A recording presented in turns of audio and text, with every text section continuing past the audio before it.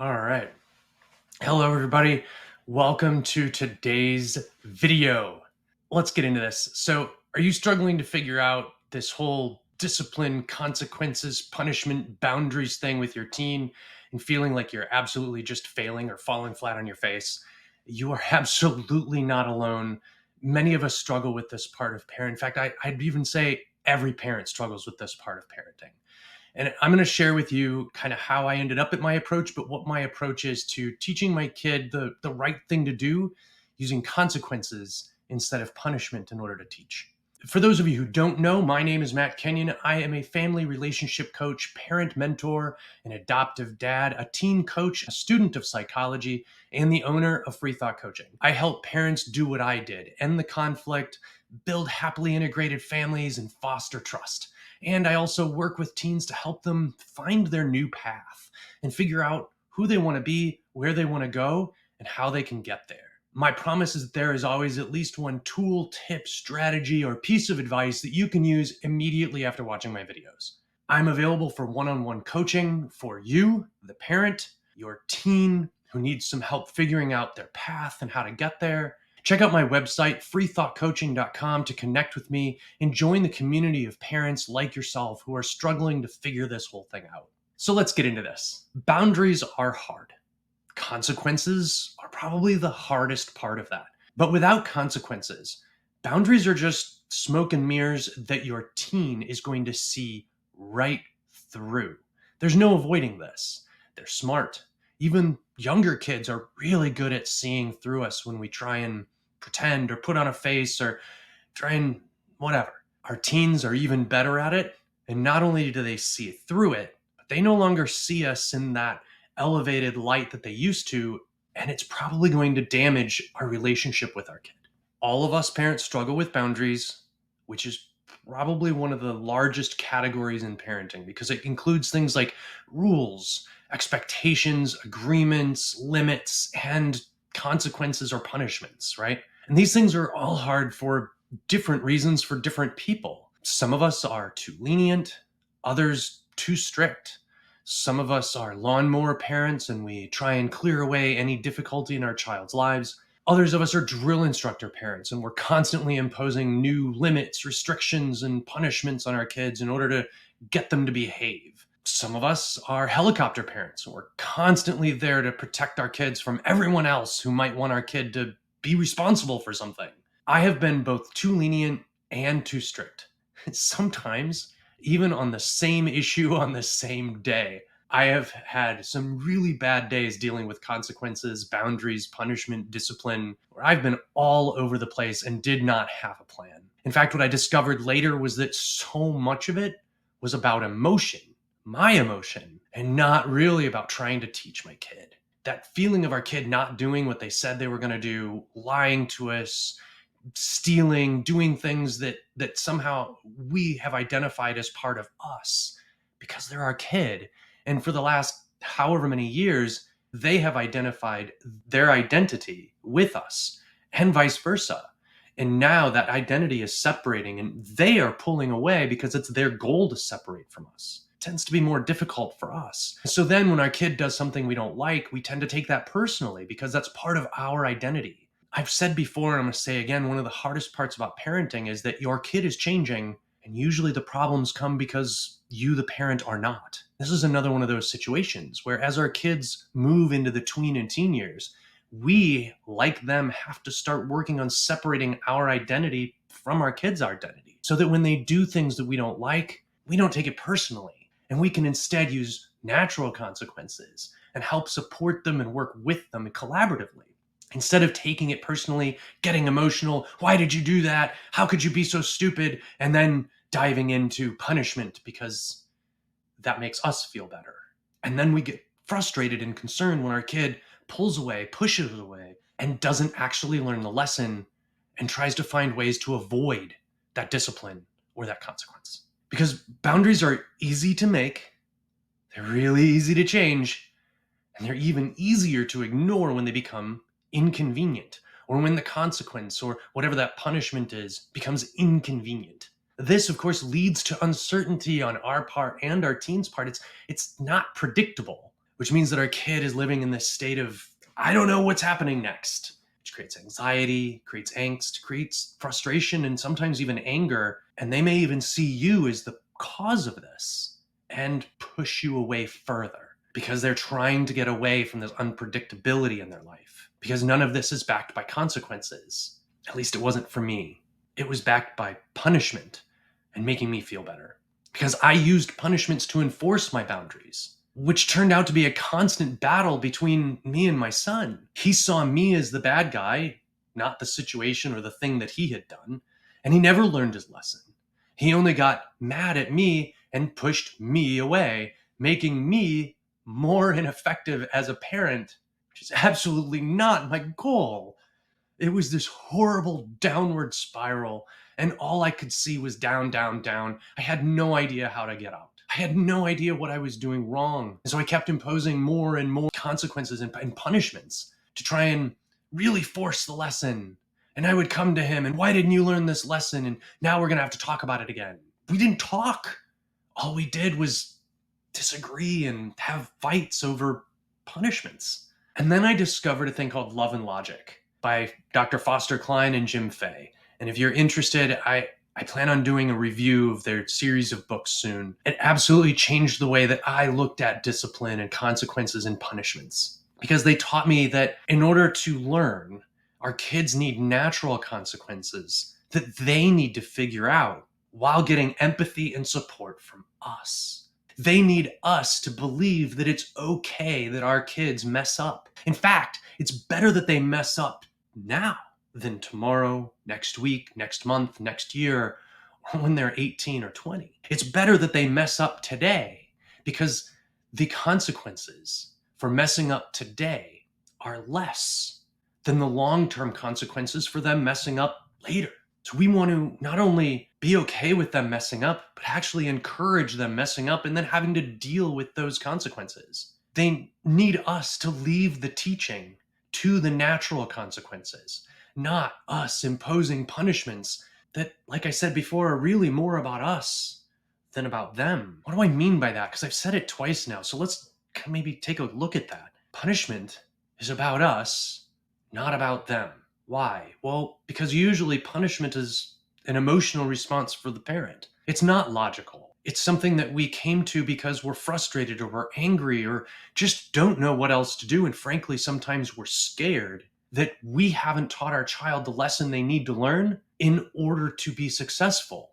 And so our response is fear. And what are we going to do? Oh my God, we have to solve this right now because they're 16 and a half and I only have 18 more months before they're 18. And oh my God, oh my God, oh my God, oh my God, oh my God. And you can see how we end up in this downward spiral of emotion that we as a parent can't seem to get out of. And it causes us to make poor choices. In fact, we make more poor choices the more we get emotional. Because let's look at this from a neuroscience perspective. You have your prefrontal cortex in the front.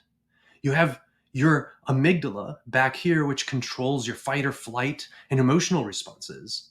And then you have the middle prefrontal cortex in between. And we've talked before about how in teens that middle prefrontal cortex can just go offline randomly because it's under construction. Unfortunately, we as adults also struggle with this when we get emotional and we allow the amygdala, the fight or flight response, to take over. And that literally shuts off the connection between the amygdala and the prefrontal cortex. And there's nothing like our executive center in the prefrontal cortex to regulate the emotions coming from the amygdala, and the amygdala just takes over. And that's when we start making poor choices. And unfortunately, those poor choices lead to hurts in the relationship. They lead to ruptures in the relationship that if we are still stuck in this emotional state, we are going to struggle to come back and repair those because we're stuck in this emotional downward spiral. And all of this fosters mistrust on our child's part, which makes it harder for us to connect, which makes it harder for us to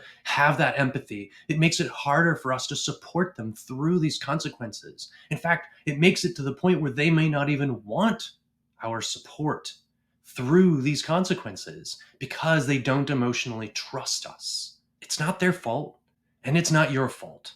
All of this is natural. All of this is because we don't come with manuals as kids. Our parents did the best they could. But what they taught us isn't as effective as it could be. And we're doing the best we could with what we learned. But it's also not as effective as it could be. And this is where choice comes in. This is where intentionality comes in, something that I've talked about before. And if you want to find more intentionality in your life, practice some mindfulness. Do some reflections, some time in, and think about those actions, not in a punishment myself and I'm going to beat myself up for it, but what can I learn from that past mistake that I made? All of this emotion that we're struggling with, that's causing these ruptures in our relationship, that's fostering this mistrust, teaches them to avoid you and not come to you. What is it that we want them to do here? Because there's really two questions that a child can ask themselves when they're about to do something. And we get to choose, as the parent, we get to teach them which question is most important to ask themselves. And those two questions are, how do I keep mom and dad from finding out about what I'm doing and getting mad about it? Or, how is this going to work out for me in the long run? Now, both of these questions, I'm not going to take credit for them. The idea of these two questions comes from Love and Logic by Dr. Foster Cline and Jim Fay. And the difference between these questions is stark. One is about you, the parent, and the other is about them. I don't know about you, but when my kid's off to college or going out into the real world to do his own thing, I'm not going to be there. He's not going to be asking himself how to keep me from finding out, but he's probably also not going to be asking how it's going to work out for him in the long run, because I never taught him how to ask that question to himself. And so instead, he's going to go out into the world and he's just going to make choices. And you may be asking yourself, Matt, how do you know this? Because that's how I was raised. I was raised with the question of, how do I keep mom and dad from finding out about this so they don't get angry? And then when I moved out of home, I had no idea how to decide what was the right thing to do or not. Because the only question that came to mind is, how do I keep mom and dad from finding out and getting angry? But that didn't matter anymore. So there was no question. I just did what I wanted to do. Boy, did that cause me some issues. Boy, did that lead me down some paths where I had to deal with some consequences that I was not prepared for. I don't want that for my kid, and I'm sure you don't want that for your kid either. So what we need to do instead is help them ask that second question. How is this going to work out for me in the long run? And that's where natural consequences come in. So what we need to do first is, when we find ourselves in this situation where we are feeling this emotional build and we're about on the cusp of imposing some punishment, stop and breathe. Take some breaths. Even if you need to say, son, I have to walk away, and walk away to go breathe. Make sure you de-stress before you deal with the situation and get your emotions under control. Don't go back. If you think that you are going to just end up right back in that emotional state, don't do it. Wait. If this is a now thing and you can't wait, deal with the least amount possible. Take the car keys away because your kid's been drinking and you can't let them drive away. Angry, I get it. Upset, frustrated, totally. But now's not the time to deal with the larger issue. Now is the time to deal with health and safety and take the keys.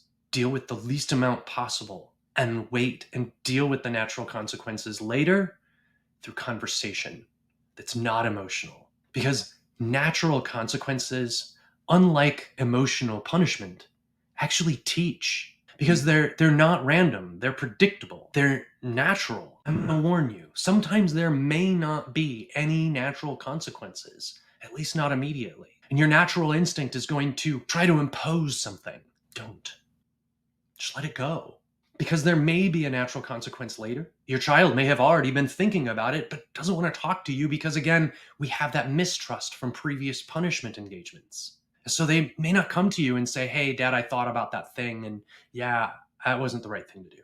How many teens have the ability to do that? They don't have the self-confidence. So sometimes there may not be an immediate consequence, and that's okay. This has been a tough spot for me in the past. I know I have struggled with this, and I've looked for, how do I find a consequence for this? I've had to let it go. There isn't one.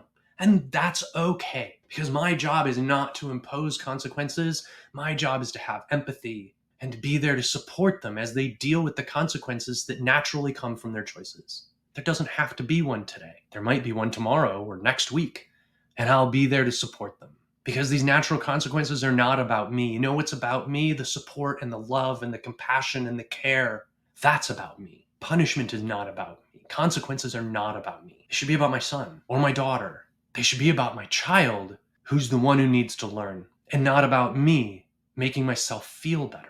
because you're there to support them as they deal with this problem, not solve it for them, not impose additional consequences. You're there to hold them accountable to dealing with the consequences and then providing them support. And again, that doesn't mean you are solving the problem for them. It means that you're helping them brainstorm ideas. You're helping them figure out how to earn that money to pay back for that thing that they broke that was somebody else's.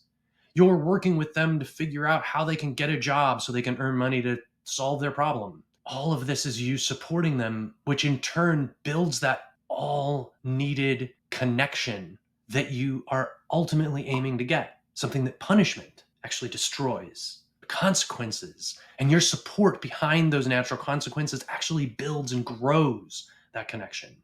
The boundaries we work so hard to develop are really only as good as those natural consequences. They're undermined by punishment and they're supported by natural consequences. Use these natural consequences and help them through conversation and support, compassion, love, and empathy, and help them learn those lessons. So in conclusion, this is a complicated topic and it's not easy. But what we want to focus on is helping our children deal and learn from natural consequences instead of making ourselves the bad guy by imposing punishments.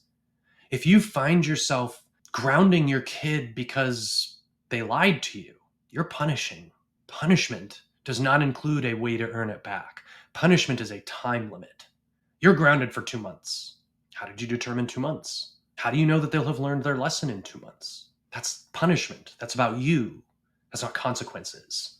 And they will find a way around it. Instead, it's probably better to step back and think about what kind of natural consequences might come from this, and how can I help support them through that? And one of those natural consequences, especially with lying, might be that you say to them, I don't know if I can trust you anymore, or at least not right now. But if you work at it, I can learn to trust you again, son or daughter. How does that sound to you? Make it a team, make it collaborative instead of combative.